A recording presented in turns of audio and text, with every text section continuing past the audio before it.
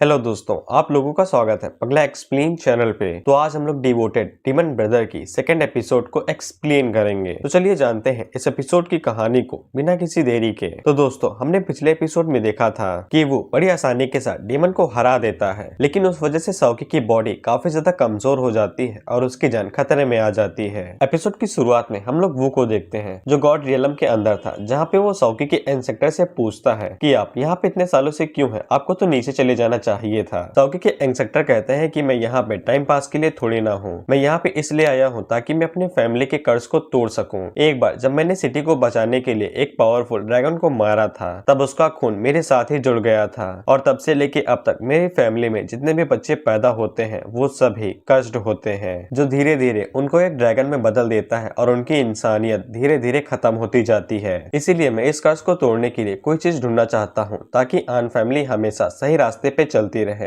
लेकिन शायद कभी कभी ये कर्ज एक मौका भी बन सकता है जिंदगी को बदलने के लिए। हम देखते हैं कि साओकी की लाइफ फोर्स धीरे धीरे करके खत्म हो रही थी। उसी के बगल में ही वो और टियानबा खड़े थे। टियानबा कहता है कि साओकी की जान धीरे धीरे जा रही है। वो यहाँ पे फूल लेने के लिए आया था, फूल तो मिल गए, लेकिन अब वो आदमी जा रहा है। वो कहता है ग्रैंडपा अंजिया ड्रैगन ब्लड की वजह से मरे थे, क्योंकि टेलीपैथी टेक्निक धीरे धीरे करके लाइफ फोर्स को खींचती रहती है। हम साओकी के मन में देखते हैं, जहाँ पे कई सारे साओकी उससे कह रहे थे कि तुम्हारे जीने का कोई भी मतलब नहीं है, तुम्हारा पैदा होना ही एक मॉन्स्टर बनने के लिए हुआ था, तुम्हारी मदद कोई करने के लिए नहीं आएगा, तुम्हें मर जाना चाहिए। लेकिन साओकी उनसे कहता है कि मैंने बेतोड़ मेहनत की थी एक अच्छा इंसान बनने के लिए, पैसे कमाने के लिए, ताकि मैं अच्छे दोस्त पा सकूं, इसीलिए कोई ना कोई मेरी मदद करने के लिए जरूर आएगा। तभी वहाँ पे वो एंट्री मारता है, जिसको देख के वो तीनों शॉक हो जाते हैं, क्योंकि इस जगह के अंदर किसी का भी आना नामुमकिन है। वो जैसे ही अंदर आता है तो वो तीनों गायब हो जाते हैं। वो साओकी से कहता है चल ले वापस चल, लेकिन साओकी कहता है कि मैं थक चुका हूँ, मैं वापस नहीं चल सकता हूँ। वो कहता है कि तुम्हें वापस आना होगा, क्योंकि ड्रैगन ब्लड अभी साफ ही नहीं आशीर्वाद भी हो सकता है। हम देखते हैं कि वो अपनी कल्टीवेशन का यूज कर रहा था साओकी को फिर से जिंदा करने के लिए, क्योंकि वो ग्रैंडपा अंजिया की फैमिली के साथ कुछ भी होने नहीं दे सकता है, क्योंकि ये सभी है तो उनके डिसेंडेंट ही ना। तभी टियानबा उसे कहता है कि अगर तुम ये सब करके इन लोगों को ठीक कर सकते हो तो फिर तुम इन बाकी लोगों को ठीक क्यों नहीं कर सकते हो। लेकिन वो इसके लिए साफ मना कर देता है और कहता है कि मैंने यहाँ पे चैरिटी नहीं खोल रखी है, मैं सिर्फ उन्हीं लोगों को बचाऊंगा जिनकी मुझे चिंता है और जिन्हें मैं बचाना चाहता हूँ। और इसके अलावा जरा ये चाकू मुझे देना जो होंग फई ने तुम्हें दिया था। फिर हम लोग कैपिटल के अंदर होंगफा और होंग फई को देखते हैं, जिन्हें पूरा यकीन हो गया था कि टियानबा ने वो को जान से मार दिया है और वो कभी भी माउंटेन से वापस नहीं आएगा। तभी हम देखते हैं कि होंगफा का नाम उड़ते हुए उसी की तरफ आ रहा था। होंगफा जल्दी से एक लड़की को सामने करता है और खुद को बचा लेता है। होंगफई कहता है कि वो अटैक युवो ने किया है, देखो वो अभी भी जिंदा है, क्या आप चाहते हैं कि मैं उसके पीछे आर्मी को भेजूं ताकि वो उसे मार सके। लेकिन होंगफा कहता है कि ये पहली बार हुआ है जब कैपिटल के अंदर कोई इस तरह का विरोध कर रहा है, मैं उसे धीरे धीरे तड़पा तड़पा के मारूंगा, अभी के लिए उसे जाने दो। फिर हम लोग कॉलेज के अंदर एक सुंदर लड़की को देखते हैं जो कॉलेज के अंदर जा रही थी, लेकिन तभी हम लोग उसके पीछे एक दूसरी एकेडमी की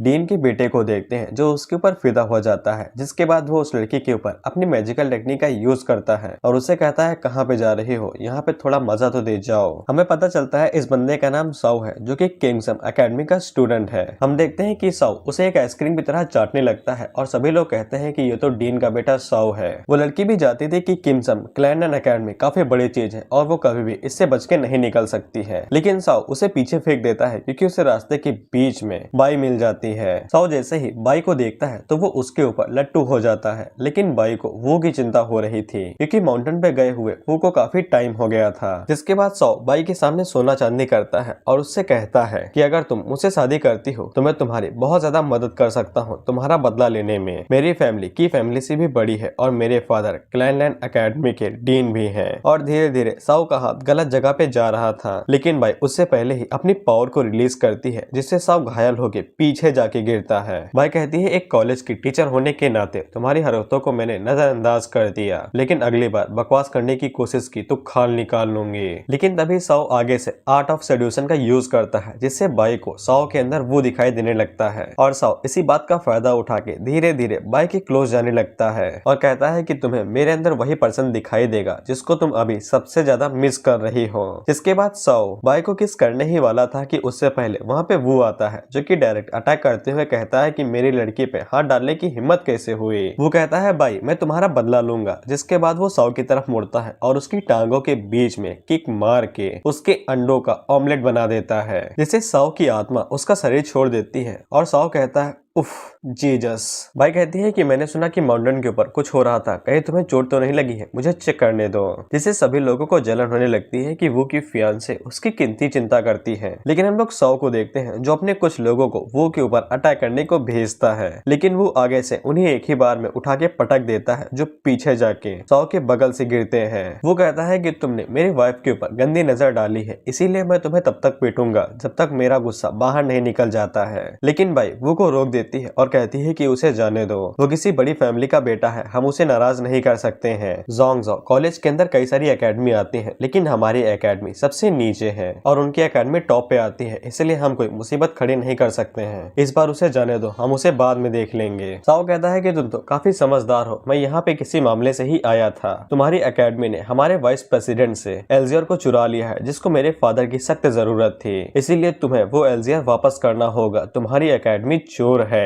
भाई अपने मन में कहती है वो एल्जियर तो मैंने खा लिया। वो साओ से कहता है कि मैंने तो उसे कब का खा लिया था, अब मैं जब टॉयलेट जाऊंगा तब आके तुम ले लेना। वो साओ से कहता है कि मेरा तुम्हारे एकेडमी के साथ पुराना लेना देना है, अगर तुम्हारे फादर के साथ यानी डीन के साथ कुछ भी हो जाता है तो तुम चिंता न करो, मैं तुम्हारी एकेडमी का ध्यान रख लूंगा। और इस तरह के रिलेशन को देखते हुए तुम मेरे डिसाइपल हुए, इसीलिए इसको ध्यान में रखना और फ्यूचर में सही से इस्तेमाल करना। साओ इस बात से गुस्सा हो जाता है और वो अपने कॉलेज की मिस्टीरियस टेक्निक पाम का यूज करने लगता है। भाई अपने मन में सोचती है कि वो अपने यंग स्टेज के 5th रियलम पे है, अगर उसने कुछ भी नहीं किया तो वो मारा जा सकता है, क्योंकि साओ काफी पावरफुल है और उसके पास उसकी एकेडमी की मिस्टीरियस पाम टेक्निक भी है। साओ आगे से वो के ऊपर अपनी फ्यूरियस फैमिली टेक्निक का यूज करता है, लेकिन हम देखते हैं कि वो को एक खरोच तक नहीं आती है। वो कहता है अच्छा तो तुम अपनी फैमिली की युआनिन पाम टेक्निक का यूज कर रहे हो। कैंगलन जरूर गुस्सा हो जाती अगर वो अपने डिसेंडेंट को इस तरह की टेक्निक को इस तरह से यूज करते हुए देखती। तुमने अभी तक कुछ भी नहीं देखा है, चलो मैं तुम्हें दिखाता हूँ कि इसका यूज कैसे किया जाता है। वो आगे से युआनिन टेक्निक का यूज करते हुए कहता है कि मैं इसकी पावर को 30% तक यूज करूंगा। जिसके बाद वो टेक्निक का यूज करता है, लेकिन कुछ देर तक कुछ भी नहीं होता है और वो जाते हुए कहता है कि चलो सिर्फ 20% यूज करते हैं, ज्यादा परेशानी नहीं होगी। जिससे वहाँ पे एक तगड़ा धमाका होता है और साओ कांपने लगता है और कहता है ये पावर तो मेरे फादर से भी ऊपर है। लेकिन वो बाई का हाथ पकड़ता है और कहता है वाइफ मैंने तुम्हें काफी मिस किया है, चलो चल के चाय पीते हैं। फिर हम देखते हैं कि बाई वो के बगल में चल रही थी तो तभी लोग उसके बारे में बात कर रहे थे कि वो ने कैंगलैंड एकेडमी के सक्सेसर को टीचर बाई के लिए मार दिया, यानी कि सबक सिखा दिया। और यहाँ तक कि टीचर बाई होंगफा की फैमिली के साथ भी रिलेशन में है। ऐसा लगता है कि टीचर बाई दोनों के साथ 50-50 कर रही है। इसीलिए बाई वो से कहती है कि अब से तुम मुझे अपने फियांसे मत बुलाना। वो कहता है कि तुम्हें किस बात की चिंता है, मैं की फैमिली को सीरियसली भी नहीं लेता हूँ, अगर तुम चाहो तो मैं अभी के अभी एंगेजमेंट को तोड़ सकता हूँ और होंगफा के अंदर ये रोकने की हिम्मत भी नहीं होगी।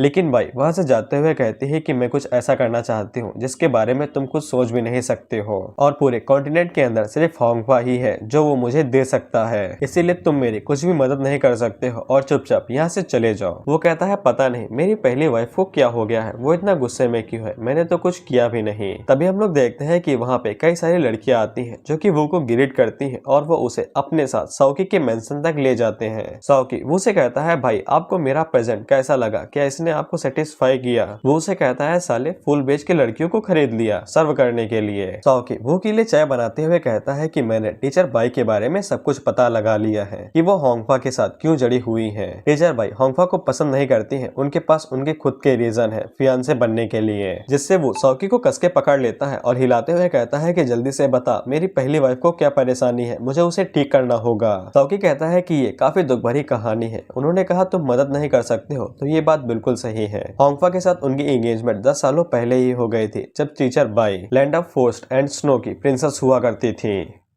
जिससे वो भी हैरान होकर कहता है वो हजारों साल पुरानी वाली कंट्री। साओकी बताता है वो कंट्री हजारों सालों पहले एक टॉप पे हुआ करती थी माउंटेन के, और कॉन्टिनेंट ने उसे जानबूझ के खुद से अलग कर दिया था ताकि वो डीमन से खुद को बचा सके। और उस कंट्री का काम ये था कि वो ह्यूमन रेस की रक्षा करे ड्यूमन रेस से जब भी वो उनके ऊपर अटैक करे। टीचर बाई उस कंट्री की आखिरी प्रिंसेस थी, लेकिन डीमंस ने इस प्लान को पहले ही बना लिया था कि वो कंट्री के ऊपर कब्जा कर लेंगे और वहाँ पे अपना डीमन किंगडम स्थापित करेंगे। डीमंस ने वहाँ पे एक डिमोनिक ड्रैगन को समन किया जिसका रियलम 7 से ऊपर था और बाई की डीमन से जान बचाने के लिए उसको घर से अलग कर दिया गया और पूरी कंट्री के अंदर बाई को छोड़ के और कोई भी जिंदा नहीं बचे था। वही आखिरी वंशज थी उस कंट्री की। वो कहता है ऐसा लगता है कि वाइफ के ऊपर काफी ज्यादा बोझ है और वो जोंग से पूछता है कहीं वो वही ड्रैगन तो नहीं है जो तुम्हारे एंसेस्टर का हुआ करता था। सौकी कहता है ये दुख की बात है लेकिन मेरे एंसेस्टर ने उसे पहले ही मार दिया था, लेकिन कुछ सेक्रीफाइस देने के बाद वो दोबारा रीबॉर्न हो जाता है। मेरे एंसेस्टर ने पूरी कोशिश की थी कि वो उस ड्रैगन को मार सके ताकि बाई को बचाया जा सके और यही टीचर बाई का अननोन एक्सपीरियंस है जो उन्होंने अपनी जिंदगी में किया है। वो पूछता है लेकिन इससे होंगफा का लेना देना क्या है, क्यों मेरी पहली वाइफ उसके साथ अपना रिलेशनशिप रखना चाहती है। सौकी बताता है की फैमिली पूरे कॉन्टिनेंट के अंदर सबसे ताकतवर फैमिली है। बिना की फैमिली की मदद से जो बाई कभी भी अपना बदला नहीं ले सकेगी। इससे कोई फर्क नहीं पड़ता है होंगफा कैसा इंसान है, कैसा दिखता है, बाई उसे पसंद करती है या नहीं, लेकिन वो फिर भी वही शादी करेगी क्योंकि बाई को अपना बदला लेने और कंट्री को फिर से जिंदा करने के लिए होंगफा की जरूरत है। जिसपे वो उदास होकर कहता है अच्छा इसी वजह से मेरी वाइफ मुझसे इस तरह से बातें करती है। सौकी उसे कंसोल करते हुए कहता है कि चिंता न करो, अगर तुम उस ड्रैगन को मारना चाहते हो तो मैं तुम्हारी मदद करूंगा। इससे कोई फर्क नहीं पड़ता है कि वो कितना ताकतवर है, अगर मदद करते हुए मैं मारा भी गया तब भी मुझे कोई दिक्कत नहीं है। लेकिन वो आगे से हंसते हुए कहता है ये तो छोटी सी बात है, मैं तो चुटकियों में उस ड्रैगन को मार दूंगा। सौकी पूछता है बदर वो क्या आप ठीक तो है ना, कहीं आपका दिमाग तो नहीं खराब हो गया। वो आगे से कहता है तुमने मेरी काफी मदद की है, अब मैं अपनी वाइफ के लिए बदला ले सकता हूँ और ड्रैगन को मार सकता हूँ। फिर हम लोग सौ को देखते हैं जिसको सही सलामत गैंगलैंड एकेडमी ले जाया जाता है, जिसके बाद वो अपने फादर के पास जाता है और सब कुछ बता देता है कि वहाँ पे क्या हुआ। उसके फादर कहते हैं पूरी एकेडमी के अंदर सिर्फ मैं और तुम है जो कि उस टेक्निक का यूज कर सकते हैं, तो फिर वो तीसरा कहाँ से आ गया। सौ बताता है कि उसने तो ये भी कहा था कि वो आपका ब्रदर है और उसने जो पावर यूज की थी वो आपसे भी ज्यादा थी। सौ के फादर उसे कहते हैं बेवकूफ, तुमने तो वहाँ पे चीटिंग भी की थी, इसके बावजूद तुम कुछ भी नहीं कर पाए, तुमने पूरी अपनी रेपुटेशन के साथ साथ हमारी एकेडमी की रेपुटेशन भी गिरा दी। वाइस प्रिंसिपल्स कहते हैं कि आप चिंता मत होइए, हम इसको देख लेंगे। सौ के फादर वाइस प्रिंसिपल से कहते हैं मेरी कल्टीवेशन अभी इस हालात में नहीं है कि मैं यहाँ से जा सकूं, इसीलिए तुमको मेरे खातिर इस मामले को सुलझाना होगा, जल्दी से जाओ यहाँ से। वाइस प्रिंसिपल अपने मन में सोचते हैं कि मैंने तो सोचा था कि उन्होंने सिर्फ मेरे एल्जियर को ही चुराया है, इसीलिए मैं काफी गुस्से में हूँ। अब मेरा मूड काफी खराब हो चुका है, इसीलिए मैं सारा गुस्सा वहाँ पे निकालूंगा।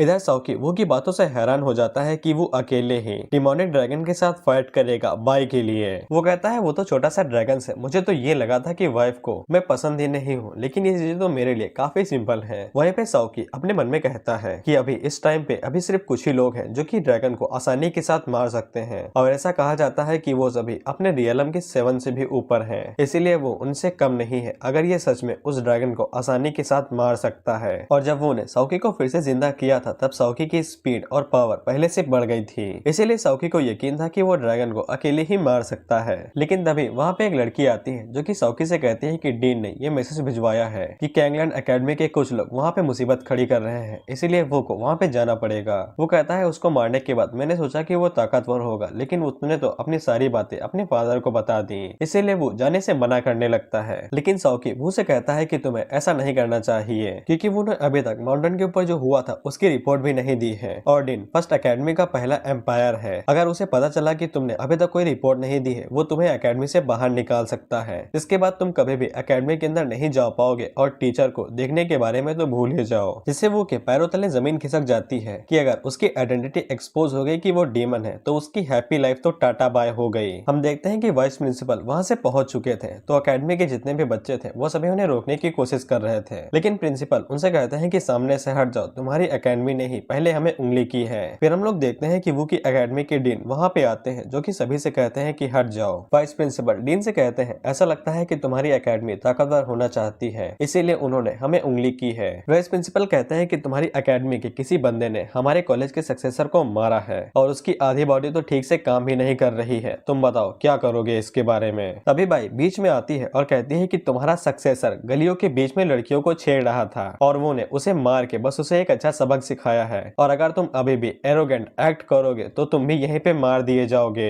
डीन कहते हैं ऐसा लगता है कि तुम्हारी एकेडमी वालों ने ही खुद उंगली की है, तो उसमें हमारी क्या गलती है। लेकिन साउ आगे से कहता है कि वो ने उस टेक्निक का यूज किया था जो कि हमारी एकेडमी में सीक्रेट है और उसको कोई भी नहीं जानता था, सिर्फ कुछ लोगों को छोड़ के। वाइस प्रिंसिपल कहते हैं कि हमारी एकेडमी के कुछ स्टूडेंट युआन माउंटेन के ऊपर गए थे फूल को इकट्ठा करने के लिए, लेकिन वो सभी मारे गए हैं, इसीलिए वो सभी लोग ये इल्जाम लगाने लगते हैं कि वो नहीं उन्हें मारा मारा है और उन्हें मार के उनकी सीक्रेट पाम टेक्निक को सीख लिया। साओ कहता है इसलिए वही दोषी है, क्या तुम अभी भी उसे बचाना चाहती हो? बाई कहती है कि मैंने अपनी आंखों से देखा था कि वो ने सीक्रेट टेक्निक का यूज किया था, लेकिन इसका मतलब ये है नहीं है कि कोई दूसरा अकेडमी किसी दूसरे अकेडमी की टेक्निक को यूज करे तो उसे मार देना चाहिए। अगर ऐसा ही चलता रहा तो मैं अपने ऊपर से कंट्रोल खो दूंगी और मुझे नहीं लगता है कि ये मुद्दा शांति से सुलझेगा। लेकिन वाइस प्रिंसिपल उनकी बातों को इग्नोर करते हुए चिल्लाते रहते हैं वो को मारो, वो को मारो। बाई समझ जाती है कि उसे तुरंत ही वो को बताना होगा कि उसे यहाँ से निकलना है, लेकिन जब वो पीछे मुड़ती है तब वो से ही टकरा जाती है। वो उसे कहता है लिटिल वाइफ क्या तुम मुझे ढूंढने के लिए गई थी? मैं तो यहीं पे चला आया। सो वाइस प्रिंसिपल से कहता है वो देखिए वही बंदा है जिसने टेक्निक को यूज किया था और मुझे मारा था।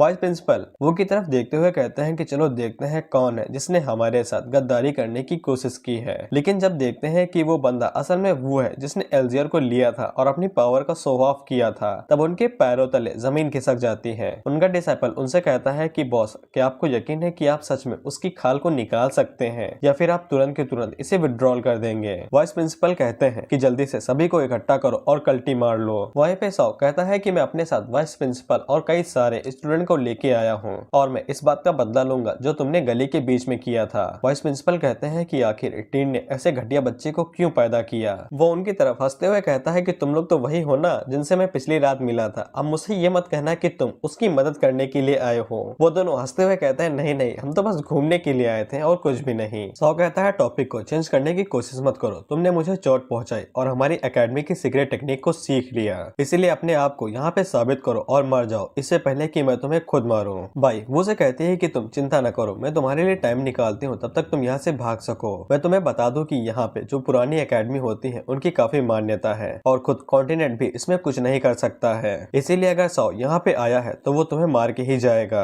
वो कहता है अरे कितनी मेरी प्यारी वाइफ है, मेरी कितनी चिंता करती है, लेकिन तुम चिंता न करो, मैं तुम्हारे लिए उस डिमोनिक ड्रैगन को मारूंगा और तुम्हारी कंट्री को फिर से खड़ा करूंगा, इसीलिए तुम्हें चिंता करने की जरूरत नहीं है। साओ अपने मन में कहता है ये तो साला मुझे इग्नोर कर रहा है। इसके बाद वो अपनी एकेडमी की एक फॉर्मेशन बनाता है जिसके साथ वो कुछ स्टूडेंट और वुल्फ को बाई की और वो के ऊपर अटैक करने के लिए भेज देता है। बाई कहती है दो अकेडमी आपस में भिड़ने वाली है, इससे काफी नुकसान होगा, लेकिन तभी वो जल्दी से आगे बढ़ता है जो कि एक ही झटके में उनकी फॉर्मेशन को तोड़ देता है और डायरेक्ट साओ के पास पहुंच के उससे कहता है तेरी हिम्मत कैसे हुई, तुझे क्या लगता है तू है कौन और मेरे पास इतना जिगरा है कि मैं तुझे अभी के अभी यहीं पे चीर सकता हूँ। साओ वो के डेविल वाले लोग को देख के इतना घबरा जाता है कि उसकी पैंट गीली होने लगती है। साओ वो से कहता है कि तुमने हमारी एकेडमी की टेक्निक को चुराया है, तुम्हें क्या लगता है कि तुम यहाँ से बच के निकल जाओगे? मैं अपना बेहतर ट्राई करूंगा तो तुम्हें यहीं पे मार दूंगा। वो आगे से कहता है तुम्हारी टेक्निक ही नहीं, इस दुनिया के अंदर जितने भी लोग हैं जिन्होंने सक्सेसफुली अपनी टेक्निक को मास्टर किया है, मैं उनमें से हर किसी की 90% को जानता हूँ। अपनी आंख खोलो और अच्छे से देखो कि मैं कौन कौन सी टेक्निक यूज कर सकता हूँ। इसके बाद वो उन सभी लोगों को वो सारी टेक्निक दिखाता है जो कि इस पूरी दुनिया में फैली हुई है, यहाँ तक कि सीक्रेट से सीक्रेट ऑर्गेनाइजेशन की टेक्निक भी वो जानता है, जिससे उन सभी लोगों के पैरों तले जमीन खिसक जाती है क्योंकि कोई भी इतनी सारी टेक्निक्स को नहीं सीख सकता है। वो उन लोगों से कहता है क्या तुम्हें अभी भी लगता है कि मैंने टेक्निक्स को चुराया है? क्या मुझे अभी भी कोई एक्सप्लेनेशन देने की जरूरत है? वाइस प्रिंसिपल आगे से रॉयल एकेडमी के डीन से कहते हैं कि हमें माफ कर दो, हमसे गलती हुई है, हम फ्यूचर में इसकी भरपाई जरूर करेंगे। साओ के पैरों तले जमीन खिसक जाती है और वो अपने मन में सोचता है कि मैं इसे दोबारा हरा नहीं सका, आखिर तुम इतने सारे मल्टीपल टेक्निक्स को कैसे मास्टर कर सकते हो जो कि इतनी सीक्रेट है। वो साओ से कहता है चलो मैं तुम्हें शांति से मरने देता हूँ, मैंने इतनी सारी टेक्निक्स और मार्शल आर्ट्स को स्टोन टैबलेट से सीखा है और उस स्टोन टैबलेट का नाम है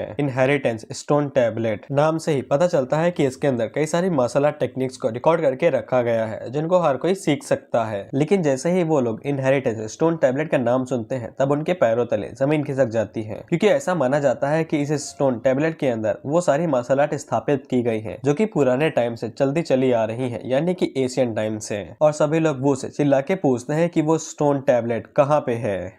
वो उन लोगों को बताता है क्या तुम्हें पता नहीं है कि वो जगह है जुनसाई ग्रांड केनियन हार्ट। हम देखते हैं जैसे ही सभी को पता चलता है कि वो टैबलेट स्टोन केनियन हार्ट के अंदर है तो सभी लोग उसी तरफ जाने लगते हैं। कुछ लोगों का मानना है कि अगर वहां से एक भी टेक्निक को सीख लिया गया तो उनकी लाइफ सेट हो जाएगी, उन्हें जीवन में कुछ भी करने की जरूरत नहीं है। इसीलिए वाइस प्रिंसिपल जल्दी से अपने लोगों को लेते हैं और वो तुरंत केनियन हार्ट की तरफ जाने लगते हैं। डेन उन लोगों को जाता हुआ देख के भाई से कहते हैं कि उस टैबलेट स्टोन के अंदर पहले एम्परर की इनहेरिटेंस है, अगर वो सारे इनहेरिटेंस हमारी एकेडमी को मिल जाती है तो हम सभी अलग ही लेवल पे चले जाएंगे। लेकिन पता नहीं इन ऑल एकेडमीज को इससे क्या दिक्कत है कि हमारे रास्ते में आ रहे हैं। लेकिन डीन को वो के ऊपर शक था कि अचानक से कोई ऐसा बंदा यहाँ पे अलग फैमिली से आ जाता है जिसके बारे में किसी को कोई नहीं पता है, इसीलिए उन्हें लगता है कि वो एक डीमन है। इसीलिए डीन भाई से कहती है कि तुम्हें उसके ऊपर अच्छे से नजर रखनी होगी। भाई कहती है कि वो डीमन नहीं है, लेकिन डीन कहते हैं कि हमें कोई फर्क नहीं पड़ता है कि वो डीमन है या नहीं। 3 महीनों के अंदर जब तक वो यहाँ पे रहता है, अगर रॉयल एकेडमी के साथ कुछ भी होता है तो वो यहाँ से जिंदा बच के वापस नहीं निकल पाएगा। लेकिन तभी हम लोग वो को देखते हैं जो कि चिकन लेग पीस खा रहा था। हम देखते हैं कि एक लड़की ने उसके ऊपर नजर रखी हुई थी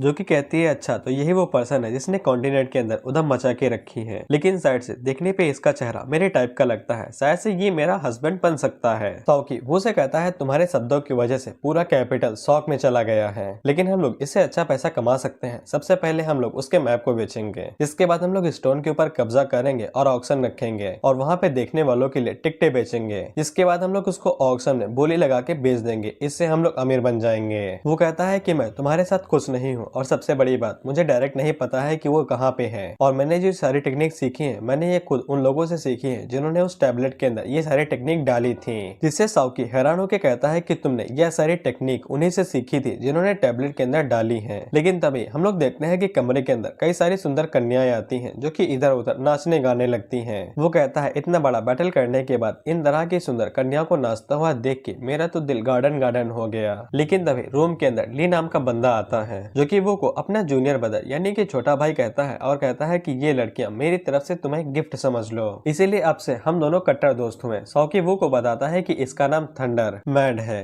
जो कि एकेडमी के अंदर सबसे ज्यादा फेमस है क्योंकि इसकी लाइटनिंग एबिलिटी काफी कमाल की है और इसकी पावर सेकंड पॉइंट रियलम के ऊपर है। और ये सिस्टर वो लिंग जुआन के पीछे दौड़ने के लिए काफी फेमस है। वो लिंग जुआन वही लड़की है जो कि वो के ऊपर नजर रख रही थी। वो ली से कहता है कि मैंने तुम्हारे बारे में कभी नहीं सुना है, अगर तुम मुझसे स्टोन के बारे में कुछ पूछने के लिए आए हो तो मुझे भी नहीं पता है। ली कहता है जो लोग इतनी दूर से आए होते हैं उन्हें तुरंत मना नहीं किया जाता है, और वैसे भी सभी लोग पागलों की तरह केनियन हार्ट की तरफ गए हैं, लेकिन मैं उनकी तरह बेवकूफ थोड़ी ना हूँ। जब यहाँ पे साक्षात बदर वो खुद ही एक स्पिरिट स्टोन की तरह है तो मुझे क्यों जरूरत है केनियन जाने के लिए। लेकिन वो उसके कपड़े पकड़ता है और उससे कहता है कि इससे कोई फर्क नहीं पड़ता है कि तुम कौन सी फैमिली से आते हो, तुम अचानक से मेरे सामने आए और मुझसे टेक्निक सीखने की बात करने लगे और मुझे अपना छोटा भाई भी बना लिया। जिसके बाद वो उसको पकड़ के टेबल के ऊपर पटक देता है और कहता है कि अपनी हद में रहो, और अगर तुम सच में टेक्निक सीखना चाहते हो तो फिर तुम्हें मेरा डिसाइपल बनना पड़ेगा और मास्टर कहना पड़ेगा। ली उठते हुए कहता है कि मैं यहाँ पे तुम्हारा डिसाइपल बनने के लिए नहीं आया हूँ। इसके बाद ली आगे से आर्ट ऑफ सेड्यूशन का यूज करते हुए कहता है कि मैं सौ की तरह बेवकूफ नहीं हूँ। सौ की वो को बताता है कि इसका आर्ट ऑफ चार्म है जो कि लोगों के मन के ऊपर कंट्रोल कर सकता है। हम देखते हैं कि वहाँ पे जितनी भी लड़कियां अभी डांस कर रही थी वो सभी बनाई गई थी ऑरा का इस्तेमाल करते हुए,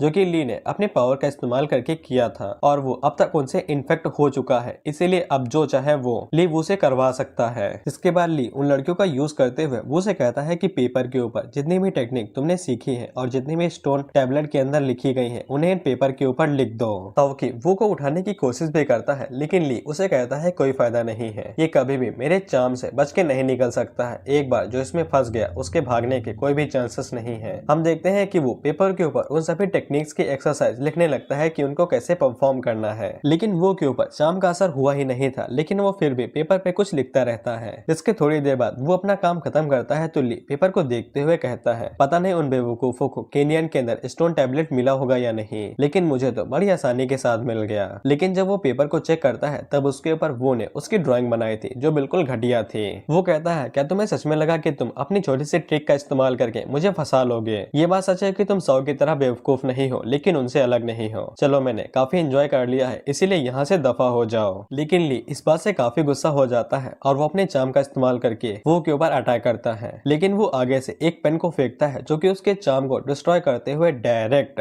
ली की तरफ जाने लगता है। वो पेन ली को मारता उससे पहले ही लिंग जुआन वू के ऊपर अटैक करती है। लिंग जुआन की ब्लेड वो के बगल से होते हुए जाके उसके पेन के ऊपर लगती है और वो पेन वहीं पे डिस्ट्रॉय हो जाता है। लिंग जू वो से कहती है कि तुम तो काफी एक्साइटेड लग रहे हो। वो उसे कहता है कि अगर तुम उसको बचाने के लिए आई हो तो तुम बहुत खूबसूरत हो और मैं बिना किसी दिक्कत के उसको छोड़ दूंगा सिर्फ और सिर्फ तुम्हारे लिए। लिंगजू कहती है तुम्हारे मुंह से तो शहद टपक रहा है, लेकिन मुझे तुम्हारे जैसे लड़के पसंद है और मैं यहाँ पे उसे बचाने के लिए नहीं आई हूँ, मैं यहाँ पे तुम्हारे लिए आई हूँ। सौकी वो से कहता कहता है भाई आपकी तो निकल पड़ी, लेकिन वैसे मैं बता दूं कि इनका नाम लिंगजू है जो कि एक फीमेल किलर है और ये एकेडमी की एक लंबी घोड़ी मानी जाती है और अगर तुम इन्हें उंगली करते हो तो ये फीमेल किलर में बदल जाती है और इनकी मार खाने के बाद मैं गारंटी देता हूँ कि तुम 3-4 महीनों तक अपने बेड से उठ नहीं पाओगे। लिंगजू वो के ऊपर अटैक करते हुए कहती है कि मुझे ताकतवर लोग काफी पसंद है, अगर तुम मेरे 2 अटैक्स को ब्लॉक या फिर डिफेंड कर लेते हो तो मैं तुम्हारी हो जाऊंगी और मैं तुमको अपना हस्बैंड मान लूंगी। लिंगजू वो के ऊपर अपनी ब्लेड के साथ एक तगड़ा ब्लो मारती है, लेकिन वो बड़ी आसानी के साथ उसको ब्लॉक कर लेता है, जिसको देख के तो लिंगजू भी काफी शॉक हो गई थी और वो उसे कहता है कि प्लीज अपने प्रॉमिस को मत भूलना मेरी वाइफ बनने का। लिंगजू उसके ऊपर फिर से अटैक करते हुए कहती है कि इतनी जल्दी खुश मत हो, अभी भी एक अटैक बाकी है। जिसके बाद लिंगजू लोटस फ्लावर ऑफ कर्मा का यूज करती है और एक तगड़ा ब्लो और वो के ऊपर एक तगड़ा ब्लो मारती है, लेकिन वो के ऊपर उसका भी कोई असर नहीं होता है और वो बिल्कुल सही सलामत था, जिसको देख के साओकी ली काफी हैरान हो जाते हैं। लिंगजू कहती है कि ये पहली बार है जब अकेडमी के अंदर कोई ऐसा बंदा मिला है जो मेरा मुकाबला कर सके। वो पूछता है तो फिर मेरे बारे में क्या ख्याल है, क्या मैं क्वालिफाइड हूँ आपका हस्बैंड बनने के लिए। जिसके आधे घंटे बाद हम लोग देखते हैं कि लिंगजू वो के साथ चिकन लेग पीस खा रही थी और वो से कहती है कि तुम्हें कॉलेज के बारे में चिंता करने की जरूरत नहीं है, मैं पूरी तरीके से तुम्हें प्रोटेक्ट करूंगी और तुम्हें किसी भी चीज की चिंता करने की जरूरत नहीं है। ली वो के ऊपर अटैक करते हुए कहता है ये तो सारा लड़की और टेक्निक दोनों लेके गया, अभी बताता हूँ। लेकिन वो पीछे मुड़ के उसे देखते हुए कहता है कि अगर दोबारा अटैक करने की हिम्मत की तो यही की यही मार दूंगा। और वो का ऑरा इतना भयानक था कि ली वहीं पे डर के मारे चुप शांत हो जाता है। जिसके बाद हम लोग वाइस प्रिंसिपल के ग्रुप को देखते हैं जो कि केनियन हार्ट के अंदर आ गए थे टैबलेट स्टोन को ढूंढने के लिए, लेकिन तभी उनके ऊपर कुछ लोग अटैक करते हैं जिससे वो नीचे गिर जाते हैं। हम देखते हैं कि उनके ऊपर अटैक एक डेमन ने किया था और उसको उसके स्पाई से खबर मिली थी कि कोई कैपिटल से यहाँ पे आ रहा है। वाइस प्रिंसिपल जैसे ही उस डेमन को देखते हैं तब वो अपने लोगों से कहते हैं कि जल्दी से रिपोर्ट कर दो जाके कि ये सब कुछ एक डेमन का ट्रैप था। लेकिन तभी वो डेमन वाइस प्रिंसिपल को पकड़ लेता है और कहता है बुढ़ऊ इतनी जल्दी क्या है। लेकिन उनका डिसेंडेंट यानी कि जो डिसाइपल था वो तुरंत वहां से भाग जाता है रिपोर्ट करने के लिए। उस डेमन के साथ ही उससे पूछते हैं कि हमको उसका पीछा करे, लेकिन वो उन्हें पीछा करने से मना करता है और कहता है कि उसे जाने दो। जिसके बाद और लोग यहाँ पे अटैक करने के लिए आएंगे, इससे फायदा हमारा ही होगा। हम यहाँ पे कई सालों से रह रहे हैं, इसीलिए ये पूरा इलाका हमारा हुआ है। हमारा दुश्मन तो वो है जितने इन सभी इंसानों को हमारी तरफ भेजा है, लेकिन जब तक हम लोग इंसानों का सेक्रीफाइस देते रहेंगे तैसे ही हम लोग एक पावरफुल वेपन को फिर से समन कर सकते हैं, जिससे इंपीरियल कैपिटल फिर से खतरे में आ जाएगा। इस बात को 40 साल बीत गए हैं कि हमने कसम खाई थी कि हम लोग कैपिटल को हटा के डीमन एम्पायर खड़ा करेंगे। अब हम लोग इस मिशन के लिए धीरे धीरे कदम बढ़ाएंगे। हम देखते हैं कि कैपिटल के अंदर डीन ने पूरी आर्मी खड़ी कर ली थी जो कि वो को अरेस्ट करने के लिए जा रहे थे, क्योंकि जितने भी लोग अभी तक केनियन के अंदर गए थे वो सभी मारे गए थे। इसीलिए डीन को शक हो गया था कि वो ने जानबूझ के वहाँ पे भेजा है और वो एक डीमन स्पाई है। बाई उन्हें समझाने की कोशिश भी करती है, लेकिन डीन उसे कहते हैं कि इतना ध्यान रखो कि तुम रॉयल एकेडमी की टीचर हो। जिसके बाद वो लोग वो के घर को चारों तरफ से घेर लेते हैं और उसे कहते हैं बाहर आओ। वो दरवाजा खोल के एकदम सो के उठा था और वो कहता है क्या हुआ, सभी लोग यहाँ पे किस लिए आए हो। डीन वो को बताते हैं कि तुम्हारी वजह से कई सारे लोग केनियन के अंदर गए थे, तुमने उनकी इच्छाओं का फायदा उठाया और उन्हें मार दिया और मुझे शक है कि तुम एक डीमन स्पाई हो, इसीलिए हम तुम्हें अरेस्ट करने वाले हैं। साओकी वो के सामने आता है और कहता है कि वो किसी को भी वो को छूने नहीं देगा। बाई डीन से कहती है कि माउंटेन के ऊपर जितने भी डीमंस थे वो ने उन्हें अकेले हराया था, इसीलिए उसके पास और कोई मोटिव नहीं होगा, हमें दोबारा चेक करना चाहिए। वो अपने मन में सोचता है ऐसा लगता है कि यहाँ पे कई सारे डीमंस हैं जो कि कैपिटल सिटी के ऊपर अटैक करना चाहते हैं, पता नहीं वो साले मेरी जिंदगी में कचड़ा क्यों कर रहे हैं। डीन कहते हैं एम्परर ने ये आदेश दिया है कि जो कोई भी स्पाई के बीच के रास्ते में आएगा उसे भी मार दिया जाएगा, इसीलिए जो भी आना चाहता है वो आ जाए। इसके बाद वो सभी लोग एक साथ वो के ऊपर अटैक कर देते हैं, लेकिन बाई ये सब होते हुए देख नहीं पाती है, इसीलिए वो उड़ते हुए जाती है और वो के सामने आके सभी के अटैक्स को ब्लॉक कर लेती है। डीन बाई से कहते हैं क्या तुम एम्परर के वादे के खिलाफ जाओगे जो उन्होंने कहा है। बाई कहती है बिल्कुल भी नहीं, मैं बस इस बात को पक्का करना चाहती हूँ कि वो डीमन नहीं है उसको मारने से पहले, इसीलिए मेरे पास एक तरीका है कि मैं और वो दोनों एक साथ केनियन के अंदर जाएंगे और जब तक वो हमारी तरफ से डीमन के साथ फाइट करता है तब तक वो एक अच्छा इंसान बना रहेगा और तब तक एम्परर सिटी के अंदर जितने भी लोग हैं वहाँ पे छानबीन करते रहेंगे अगर उन्हें स्पाई चाहिए, और इसीलिए वो को तब तक मरना नहीं पड़ेगा। डीन कहते हैं तुम्हारा प्लान तो कमाल का है, लेकिन ये एक फुल प्रूफ प्लान नहीं है। अगर वो सच में एक स्पाई हुआ तो फिर तुम उसके जाल में फंस जाओगी और पूरी आर्मी सहित निपट जाओगे, इसीलिए हम लोग ऐसा नहीं कर सकते हैं। लेकिन तभी एक तलवार उड़ते हुए आती है जो कि जमीन के अंदर धंस जाती है। लिंगजू उन लोगों से कहती है कि अभी तक वो ने जितनी भी ताकत दिखाई है वो धर्मा रियलम के नीचे है। मैं और भाई दोनों ही धर्मा रियलम के कल्टीवेटर्स हैं। अगर वो सच में एक डेमन हुआ तब हम उसे एक साथ मिलके वहीं पे मार देंगे, और अगर वो स्पाई नहीं हुआ तब हम उसकी मदद करेंगे एम्पायर के अंदर असली स्पाई को ढूंढने के लिए। वो पीछे से कहता है, वाओ मेरी दोनों वाइफ तो कमाल की है, मैं कितना हैप्पी और हस्बैंड हूँ। जिसके बाद बाई, लिंगजू और वो तीनों एक साथ केनियन हार्ट के अंदर चले जाते हैं और इन्हें पता चला था कि डीमन जितने भी हैं वो सभी ड्रैगन केव के अंदर छुपे हुए हैं। बाई बताती है कि वहाँ पे ऐसे डीमंस देखे गए हैं जो काफी समझदार और ताकतवर भी हैं। लिंगजू कहती है कि चिंता करने की कोई भी बात नहीं है, मैंने उन्हें पहले भी मारा है और इस बार भी मारूंगी। वो उन दोनों से कहता है, तुम्हारा शुक्रिया, तुम दोनों मेरी जान बचाने के लिए यहाँ पे आई हो। बाई शर्माते हुए कहती है कि तुम किसे अपनी वाइफ कह रहे हो। लिंगजू वो से कहती है कि ये तो बस छोटा सा मामला है, जैसा कि मैं हर बार करती हूँ, मैं इसे जल्दी से निपटा दूंगी जिसके बाद तुम आराम से अपनी कॉलेज लाइफ जी सकते हो। लेकिन वो अपने मन में सोचता है, ऐसा लगता है कि लिटिल वाइफ ने अभी तक इस बात को समझ नहीं पाई है कि इस बार डीमन ने काफी सारे लोगों को मारा तो है, लेकिन वो लोग इस बार काफी मात्रा में मार रहे हैं और हर बार कोई ना कोई टाइमिंग में मार रहे हैं, जिसका मतलब ये है कि वो सभी डीमंस इंसानों को चावल की तरह सेक्रीफाइस करके डेमोनिक ड्रैगन को फिर से समन करना चाहते हैं। बाइजू और लिंगजो दोनों की जान खतरे में हो सकती थी, लेकिन किस्मत से मैं इस बार इनके साथ आया हूँ। तभी हम देखते हैं कि उनके सामने दो डीमंस थे जो कि उनसे कहते हैं, जैसा कि एम्परर ने हमें बताया था कि काफी ज्यादा मात्रा में इंसान हमारी तरफ आ रहे हैं, ये सभी लोग काफी हैं और हमारे लिए इतने काफी होंगे जिससे हम लोग हमारे डीमन एम्परर को फिर से समन कर सकते हैं। इंसानी आर्मी का जनरल अपने लोगों से कहता है कि फाइट करने के लिए तैयार हो जाओ। वो अपने मन में कहता है कि यहाँ पे दो डीमन है जो कि अपने धर्मा रियलम पे हैं, इसीलिए बाई और लिंगजू दोनों इन्हें संभाल लेंगे, मुझे अभी कुछ करने की जरूरत नहीं है। सबसे पहले बाइजू एक डेमन के ऊपर अपने आइस क्रिस्टल का इस्तेमाल करते हुए उनके ऊपर अटैक करती है। दूसरी तरफ लिंगजू अपनी ब्लेड का यूज करते हुए दूसरे डीमन के ऊपर अटैक करती है, लेकिन वो दोनों डीमन ही बड़ी आसानी के साथ उनके अटैक्स को ब्लॉक कर लेते हैं, जिससे वो दोनों काफी हैरान हो जाती हैं, क्योंकि इन चारों का कल्टीवेशन लेवल एक ही बराबर था, इसीलिए जिसकी स्किल जितनी अच्छी होंगी वही जीत पाएगा।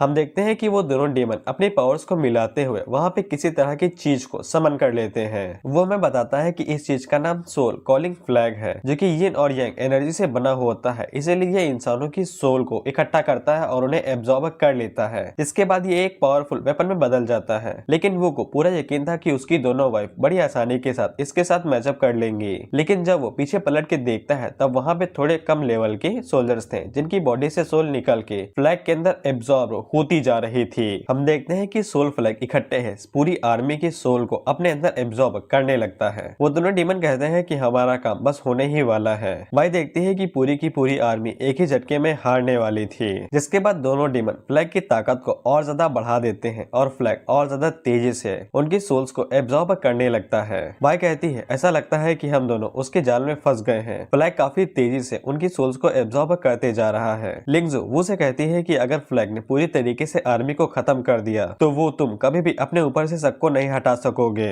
जिससे वो समझ जाता है कि उसे इन लोगों की जान बचानी पड़ेगी। इसीलिए वो एक डीमन के ऊपर अटैक करने को आगे बढ़ जाता है। वो डीमन इस बात को देख के काफी हैरान था कि वो के ऊपर सोल फ्लैग का असर ही नहीं हो रहा था। इसके बाद वो डीमन अपने हाथों में कुछ एनर्जी बॉल्स बनाता है और वो के ऊपर अटैक करता है और कहता है कि ये टेक्निक कोई नॉर्मल टेक्निक नहीं है, इसके अटैक से तुम तुरंत ही मर जाओगे। लेकिन वो बड़ी आसानी के साथ उन सभी बॉल्स को डॉज कर लेता है और एक ही झटके में डीमन के क्लोज जाके उससे कहता है, तुम किससे कह रहे हो कि तुम यहीं पे खत्म होने वाले हो। यहाँ तक कि वो इतनी तेजी के साथ आया था कि डीमन को पता भी नहीं चला था। जिसके बाद वो उस डीमन के ऊपर एक जोरदार पंच मारता है तो वो डीमन पीछे जाके गिरता है। वो डीमन जैसे ही गिरता है तो सोल फ्लैग के अंदर जितने भी सोल बचे हुए थे वो वापस उन लोगों के पास वापस आ जाती हैं। बाई उन सोल्जर से कहती है कि जल्दी से वापस जाओ और एम्परर को बता देना कि वो और ज्यादा ताकतवर लोगों को भेजे इन डीमंस को मारने के लिए। लिंगजू बाई से कहती है कि जल्दी से सोल फ्लैग को तोड़ दो, शायद से जो सोल्जर मरे हैं उन्हें फिर से जिंदा किया जा सके। जिसके बाद वो दोनों दूसरे डीमन के ऊपर अटैक करने को आगे बढ़ जाती हैं। वो ने जिस डीमन को मारा था वो अपने दोस्त से कहता है कि इतने लोगों की आत्मा काफी होगी, मैं जाके फ्लैश ब्लैक डीमन को वापस जिंदा करने वाला हूँ। दूसरा डीमन कहता है ठीक है, बाकी सब मुझ पे छोड़ दो, मैं इन इंसानों को यहीं पे रोक के रखता हूँ, तुम जाके डीमन एम्परर को फिर से जिंदा कर लो। फिर वो डीमन अपनी पावर को रिलीज करता है और वहाँ पे 3-4 खोपड़ी उड़ने लगती है और वो डीमन उन खोपड़ियों को अपने क्लोन्स में बदल लेता है जो कि 3-4 हो जाते हैं और वो सारे क्लोन एक साथ लिंगजू बाई और वो के ऊपर अटैक करने लगते हैं, जिससे वहाँ पे एक तगड़ा धमाका होता है। लेकिन जब सामने से धुआं हटता है तब हम देखते हैं कि वो ने उन सभी डीमंस के पंचेस को आराम से ब्लॉक कर लिया था। वो कहता है कितने ताकतवर पंचेस के साथ तुम्हारी हिम्मत कैसे हुई मेरी प्यारी वाइफ्स को छूने की, तुम तो उन्हें मार ही देते अगर मैं इन्हें ब्लॉक न करता। मुझे पता है कि डीमंस पूरे एम्पायर को डिस्ट्रॉय करने के लिए कोई न ना कोई खिचड़ी जरूर पका रहे हैं, लेकिन अगर तुम मेरे वाइफ के पीछे जाओगे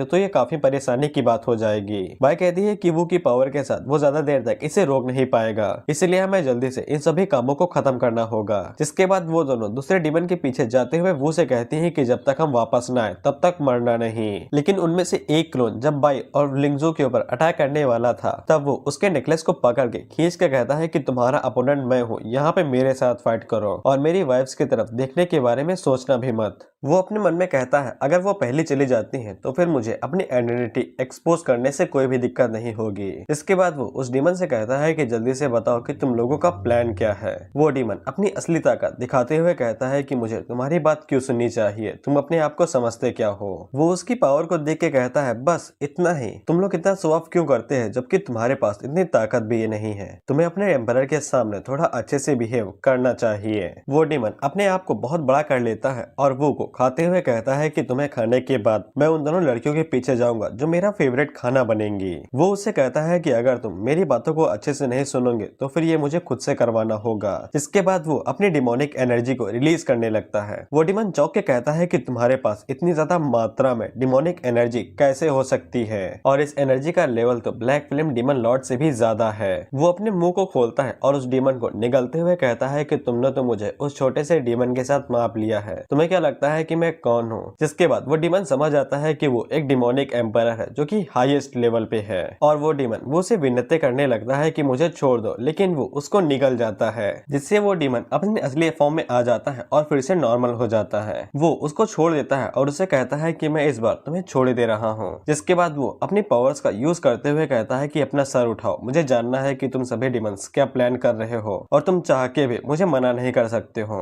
जिसके बाद वो अपनी पावर्स का यूज करता है और उसे पता चलता है कि ये सारे डीमंस एक बहुत बड़ा प्लान बना रहे हैं, जितना कि वो ने सोचा भी नहीं था। हम देखते हैं कि वो ने जिस डीमन को मारा था वो सोल फ्लैग को लेके उस केव में चला जाता है जहाँ पे ब्लैक फ्लेम डीमन था। ब्लैक फ्लेम डीमन कहता है कि बस हम लोग पूरे डीमन क्लैन को स्थापित करने के बस कुछ कदम दूर हैं। हम लोग देखते हैं कि वहाँ पे कई सारे इंसान थे जिनको बांध के रखा गया था और उनकी सोल को सेक्रीफाइस किया जाने वाला था। वो डीमन उसे कहता है कि मुझे बिल्कुल भी निराश मत करना, तुम उतनी सारी सोल लेके आए हो ना जिनके साथ हम लोग सेक्रीफाइस को पूरा कर सकें। वो वाला डीमन सोल फ्लैग को देते हुए कहता है कि आपने जैसा बताया था यहाँ पे कई सारे ह्यूमंस आए थे जिन्होंने हमारे साथ फाइट की, और हमने उन सभी की सोल्स को इकट्ठा कर लिया है और इतनी सोल्स काफी होंगी उस डेमोनिक क्रिएचर को फिर से समन करने के लिए। हम देखते हैं कि वो डीमन उस सोल फ्लैग को ले लेता है और उसे उस खून भरे तालाब के बीच में रख देता है। जिसके बाद वो अपनी स्किल का यूज करते हुए फ्लैग के अंदर जितनी भी सोल्स थी उन सभी का सेक्रीफाइस करने लगता है, जिनकी मदद से वो सुप्रीम ड्रैगन को फिर से समन कर सकता है। हम लोग देखते हैं कि लिंगजू और बाई दोनों उस केव के बाहर से ये सब होते हुए देख रही थी। जिसके बाद वो डीमन कहते हैं कि हम लोग कैपिटल को उसी तरह से कुचल देंगे जैसा कि हमने land of forest and snow के साथ किया था। जिससे बाई को वो सभी चीजें याद आने लगती हैं जो आज से करीब 10 साल पहले हुई थी। कैसे उसके मदर और फादर फाइट के दौरान मारे गए थे और कैसे उसको अलग कर दिया गया था उसकी जान बचाने के लिए। जिससे बाई को और तेज गुस्सा आने लगता है और वो दांतों को भींचते हुए लिंगजू से कहती है कि यहाँ पे बहुत ज्यादा खतरा बढ़ गया है, तुम यहाँ से चले जाओ और बाकी सब कुछ मेरे ऊपर छोड़ दो। लेकिन लिंगजू बाई को पकड़ती है और उसे गले लगा के कहती है कि ब्लैक यन की ताकत 4 येलम के ऊपर जा चुकी है, अगर हम लोग अभी उसके ऊपर एक साथ अटैक करते हैं तो हम लोग बेफालतू में ही मारे जाएंगे। हम लोग तब तक उसके ऊपर अटैक नहीं कर सकते हैं जब तक हम लोग वुसू रियलम तक नहीं पहुंच जाते हैं, इसीलिए हमें तब तक इंतजार करना होगा। जिसके बाद तुम अपना बदला ले सकती हो जिसके सपने तुम 10,000 सालों से देख रही हो, लेकिन जल्दबाजी में खुद को बेफालतू में मत मारना। जैसे ही हम लोग उस रियलम तक पहुंच जाते हैं तब मैं तुम्हारी मदद करूंगी तुम्हारा बदला लेने के लिए। लेकिन तभी उस डेमन को उनकी महक आ जाती है और वो उनके पीछे जाते हुए कहता है कि वो दोनों वही लड़कियां होंगी जो भी बाहर फाइट कर रही थी, मैं उन्हें मार के आता हूँ, तब तक आप सेक्रीफाइस सेरेमनी को चालू रखिए। वो डेमन उन दोनों के ऊपर अटैक करते हुए कहता है कि उस लड़की में सच में एबिलिटी थी कि वो उसे रोक के रख पाया, लेकिन तुम दोनों अब यहाँ से विदाई ले लो। जिसके बाद वो उन दोनों के ऊपर अपनी एनर्जी बॉल से अटैक करता है। वो दोनों जल्दी से अपने वेपन्स को बाहर निकाल लेती हैं और कहती हैं कि हमें जल्दी से इसे मारना होगा, नहीं तो वो ड्रैगन फिर से समन हो जाएगा और पूरा एम्पायर एक ही झटके में खत्म हो जाएगा। वो डीमन अटैक करते हुए कहता है कि तुम दोनों मरने की कगार पे खड़ी हो, लेकिन अभी भी सपने देख रही हो, किसी भी कीमत पे तुम लोग सेरेमनी को रोक नहीं पाओगे और ड्रैगन फिर से जिंदा होगा। जिसके बाद हमारा डीमन क्लैन फिर से जाग उठेगा और खड़ा हो जाएगा और पूरी इंसानियत को मिटा देगा। जिसके बाद वो डीमन उन दोनों के ऊपर एक तगड़ा अटैक करता है और कहता है कि अगर ये टाइम ऐसा ना होता तो मैं तुम दोनों को मारने से पहले थोड़ा सा खेलता जरूर, लेकिन इस बार वो सी चीजें नहीं होंगी जैसा कि लैंड ऑफ फर्स्ट एंड सुनो के साथ हुआ था। इस बार कोई भी डीमन क्लैन को रोक नहीं पाएगा आगे बढ़ने से। लेकिन हम लोग देखते हैं कि बाई अपनी स्पेशल पावर को यूज करते हुए कहती है कि जैसा 10 सालों पहले हुआ था वैसा दोबारा कभी भी नहीं होगा। मैं इस बार किसी भी कीमत पे सेक्रीफाइस को पूरा होने नहीं दूंगी और उस ड्रैगन को कभी भी जिंदा नहीं होने दूंगी। इससे कोई फर्क नहीं पड़ता है कि तुम कौन से रियलम पे हो, लेकिन मैं तुम्हारे टुकड़े टुकड़े कर दूंगी। जिसके बाद हम लोग देखते हैं कि वो डीमन अपने ब्लैक फैन से कहता है कि जल्दी से सेरेमनी को पूरा कीजिए। लेकिन उसके कहने से पहले ही हम लोग देखते हैं कि बाई की स्पिरिचुअल पावर अंदर तक जाती है और वहाँ पे जो कुछ भी था हर चीज को जमा देती है, फ्लैग से लेके उस डीमन तक को। बाई ब्लैक फ्लेम से कहती है कि जैसा land of frost and snow के साथ हुआ था वैसा मैं दोबारा होने नहीं दूंगी। लेकिन हम लोग देखते हैं कि ब्लैक फ्लेम फिर से ठीक हो जाता है और कहता है कि ये तो land of frost and snow की फॉरबिडन सीक्रेट टेक्निक है। ये कितनी हैरानी की बात है, मुझे तो लगा था कि वहाँ का हर कोई मर गया होगा, लेकिन तुम तो आखिरी जिंदा बच गई हो। लेकिन फिर भी तुम चाहे जितनी भी कोशिश कर दो लेकिन मुझे नहीं रोक पाओगी। जिसके बाद ब्लैक फ्लेम बस एक ही सांस में बाइजू की जितनी भी स्नो थी उसे तोड़ देता है। बाइजू ये देख के काफी हैरान हो गई थी। वो कहती है कि हालांकि ये मेरी पावर इतनी नहीं है, लेकिन इसके बावजूद इसने मेरी पूरी स्नो को बस एक ही बार में तोड़ दिया। ये पहले से कई गुना ज्यादा शक्तिशाली हो गया है। जिसके बाद ब्लैक फ्लेम उस डीमन के ऊपर गुस्सा होने लगता है तो वो डीमन कहता है कि शांत हो जाइए। दरअसल मैं इन दोनों की डॉल बनाना चाहता था, लेकिन ऐसा लगता है कि अब ये जल्दी खत्म करना होगा। इसके बाद वो डीमन अपनी पूरी पावर को रिलीज करते हुए उन दोनों के ऊपर अटैक करता है और कहता है कि ब्लैक फ्लेम लॉर्ड गुस्सा हो रहे हैं, मुझे ये जल्दी खत्म करना होगा। लेकिन लिंगजू आगे बढ़ती है जो कि अपनी ब्लेड के साथ उसके अटैक को ब्लॉक कर लेती है। वो डीमन कहता है कि ये स्पेयर मैंने ड्रैगन बोन से बनाया है, अगर तुम्हारे जैसी लड़की जो फूल की तरह है वो टकराएगी तो उसके टुकड़े टुकड़े हो जाएंगे। लेकिन लिंगजू आगे से कहती है कि तुम्हें जितना लगता है मैं उतनी कमजोर नहीं हूँ, चलो देखते हैं कि टुकड़े किसके होते हैं। इसी के साथ ही ये एपिसोड यहीं पे खत्म होता है।